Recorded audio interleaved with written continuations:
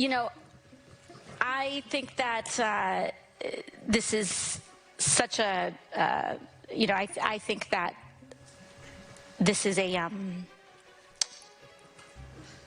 of course a very long-standing policy of the United States, and I think what we are hoping for is that we want to make sure that we never get to that point. It takes a major screw up for the New York Times to put in their story about AOC that she had, I think they said it was a stumble or something. It has to be a really bad stumble. She has no feeling in her bones about Taiwan. She just thought, well, I'll go with the memorized answer. And I don't think even the Democratic Party will make somebody the nominee if they can't answer that question. She didn't go with a memorized answer. Democrat strategist Dan Turrentine here. It was a reminder of you're now on the big stage. Her team hyped her appearance. She froze like a deer in headlights. And she showed a complete lack of chops. He goes on to say if she runs for president, quote, she's now given the opposition tons of ammunition to destroy her. Ladies and gentlemen, as you can see, AOC is getting absolutely annihilated for her ridiculous word salad answer at the Munich Security Conference. It's like Kamala Harris 2.0. This was freaking horrible, and President Trump has something to say about it. By the way, I watched AOC answering questions in Munich. This was not a good look with the United States. I watched Gavin Newsom answering questions in Munich, and this was a bad look for our country. These two people are incompetent. And at least Hillary's competent. She's just Trump deranged. She was so deranged. She is an angry woman, but I watched the other two speaking and answering basic questions. Look, Gavin has destroyed California. And AOC, I never heard her speak very much, and they started answering questions. She had no idea what was happening. She had no idea how to answer, you know, very important questions concerning the world. But she can't answer questions concerning New York City either, because New York City is got some problems. And not just him, guys. As you saw from the beginning of this video, tons of people are saying this is horrible. Even a lot of Democrats are saying that this is not going to fly. But you do have some people, some shills, who are just going to say that everything that any Democrat leader does is great. And even some of their own are calling this out. I'm going to go ahead and react to Piers Morgan here. They got Brian Tyler Cohen, for those of you guys who know who this radical left loser propagandist is. Of course, he shills for AOC. And Anna Kasparian of TYT, who is a leftist herself, smacks him down. Let's get into this. By the way, guys, there's a new feature on YouTube where you can hype videos. So be sure to like the video, hype the video. It helps out a lot. Appreciate you. Do you know what, Blair? I still have absolutely no idea what she was trying to say there. I don't think she had any idea what she was trying to say there. Not really, and it's a bit scary amidst all the people on the left floating the idea of AOC being the next candidate in 28, and I don't know what the hell she was saying. I don't think she knows. I think that's super unfair.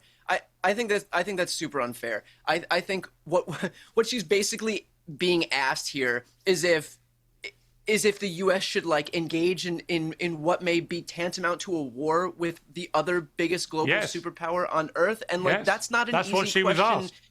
Yes, that's not an easy question to answer, and I actually think, yeah, she stammered in the beginning, and God knows that we've all stammered in the beginning of difficult questions, but I think that her answer was that we need to engage in diplomacy so that it doesn't get to that point is a perfectly acceptable answer.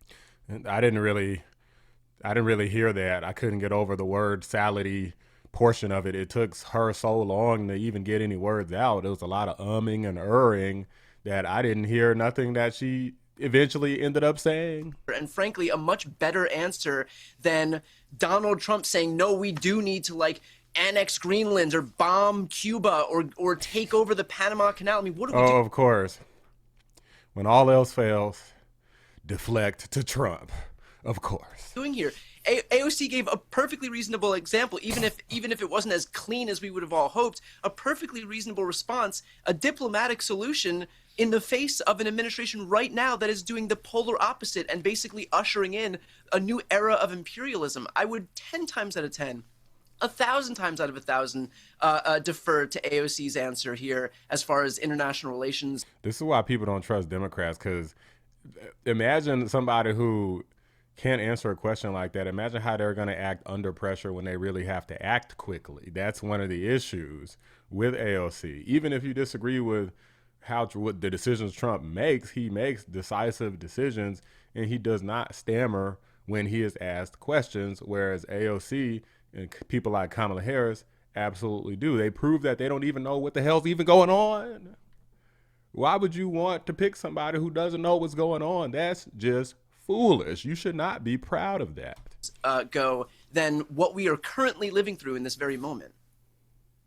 I think I may have just that's heard a false choice, Brian, and you know that. And hang on, we need to have higher standards for Democrats. We do, though. We need to have higher standards for Democrats. That's a false option. I agree with you in regard to the Trump administration's penchant for war. I think that's very clear right now. But in regard to Democratic candidates, we have to stop providing cover for their mediocrity. Facts. That answer was terrible, and you know it. So don't provide cover for it. So tell me what you think would have been a more acceptable answer. Well, a sensible answer would have been exactly what you said, which you claim she said, but she didn't say that. You read that from her statements, but her statement was more than just clamoring. It was just a bunch of word salad nonsense because she's not an expert on foreign policy. This is a weak spot for her. So this is an area where she should have done a lot more homework. The facts are most people her age, myself included, are not experts on foreign policy. A lot of that takes a lot of time, a lot of experience, a lot of research, something that you can't get. Even if you just read a lot, you just can't get that foreign policy experience. A lot of the time you do have to have direct hands-on experience, which does require just some aging and actually paying attention to what the hell's going on around you during that time period. AOC has not been in the government long enough, much less handling foreign policy affairs long enough to understand how any of this works, much less begin to answer challenging questions about it. Deciding to speak at the Munich Security Conference as she did at this panel. She didn't know what she was talking about. She was blindsided by the question, and it doesn't look good. Let's just be honest about it rather than providing cover for it. That's what I'm saying. Because look, 100%. Honestly, the quality of candidates has been really bad lately, and it's because of this left versus right media structure where the left provides cover for left-wing candidates, the right provides cover for right-wing candidates, and in the end, the American people suffer because we get nothing but mediocre, terrible candidates. She should have done better. That's my view. I completely agree. The difference is that there's not a whole lot of cover for people on the right. I mean, where's the refuge? Fox News? Newsmax? Where's the third place? I challenge somebody to let me know. What, YouTube channels or something? You got ABC Fake News, CNN, MS Now, CBS.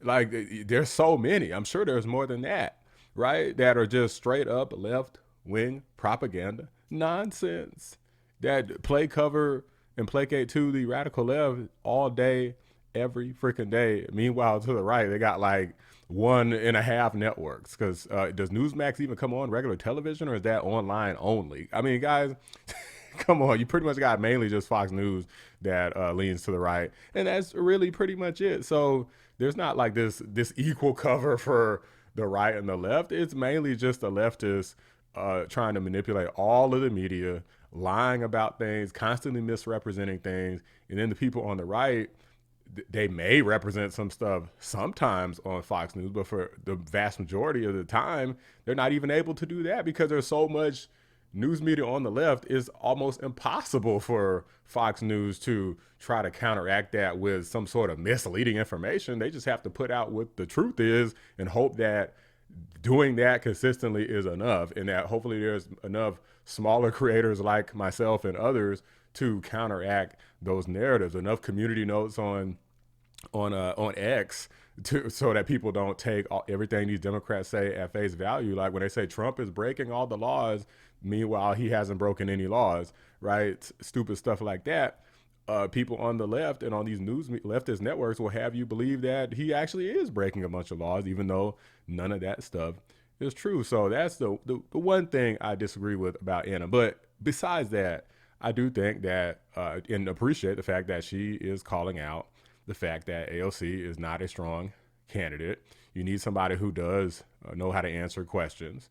Okay, they need to get somebody who's, stop being a bunch of anti-Semites on the Democrat Party side, and maybe look at somebody like the Josh Shapiro, somebody who I'm sure probably would have a good answer and probably does understand the history and has a good answer for questions like this. But I mean, they've effectively become the anti-Semitism party right now, so they're probably not going to prop him up on a pedestal. They probably already have their choice. Who knows who the hell it is, but for crying out loud, we're talking about the party that picked Kamala Harris and tampon Tim Walz, the guy who puts tampons in boys' bathrooms. Do you really think that these people know what the hell they're doing? No, their top strategists are trash. The only thing that maybe could have made this worse is if Jasmine Crockett was at this conference and if she would have tried to answer the question. Oh man, that would have been probably an even bigger disaster. But these are just my thoughts, guys. Let me know what you guys think. Drop a like on the video. Subscribe to the channel if you're new. I appreciate you guys watching. I'm out. Big shout out to my members, Cybernoodle, 655, Bella Scott, and Carpentier John. Could not do it without you. That was embarrassing. If I had given that answer, I would say, you know what? Maybe I ought to go read a book about China and Taiwan before I go out on the world stage again. I hope that Congresswoman Cortez has the same humility. I'm skeptical.